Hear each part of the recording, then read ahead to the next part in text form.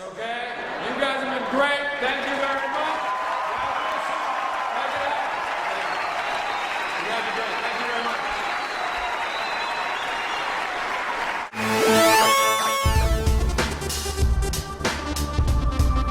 You have not seen a training program till you've seen sales influence. It's different. It's not your basic, take a book off the shelf, throw the program, and just teach it to people. What I show people in the workshop is how to sell, how to influence people with cutting-edge techniques. Most people talk about how to sell. In fact, when you talk about how to sell, you're going to find three categories: strategy, tactics. Now let me back up. Strategy is what? High level, how we approach a company. Tactic is what? The actual day-to-day tactical planning and execution that we have to do to get the sale. And then we always have to stay positive, so we have to look at the what? The psychological aspect of actually staying positive and selling. What I found out is that 98% of all the books that you'll read at Barnes & Noble or any other bookstore are dedicated to what? How to what? Sell. What really hit me was this fact that nobody's looking at what? How people buy. One of the cornerstones of sales influence is giving people real tools that they can use every day.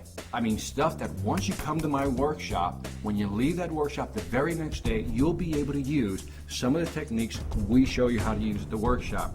The problem with the majority of sales training programs today is they're all up here. It's all high-level strategic. One of the things we do with the sales influence programs, not only do we talk about selling tactics and using influence programs, but how do you put them in a product pitch so that every time you're showing something, there's actually a hook involved. And what I'm trying to do is draw you in to my product space. And many salespeople today simply do one thing: get up there, present the product. We call these people catalog openers, because if all you do is open up a catalog, you're not selling, you're showing. And what we need to get to are people who can what? Sell the actual But here's product. One study that I found that was interesting on closing pressure. Small sale, the pressure is positive, the commitment is small, and it's a one-time deal. Does that make sense?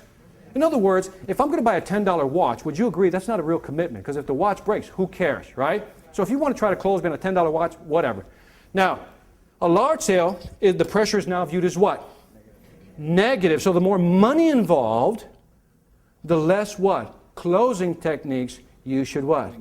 Use. Sales pressure techniques don't work in certain deals, especially when you're working within a corporation or in what I call a complex. Somebody's going to ask you, now let's use the stockbroker example again. Somebody's going to ask you, what do you do? And what you're going to do is you're going to give them a teaser.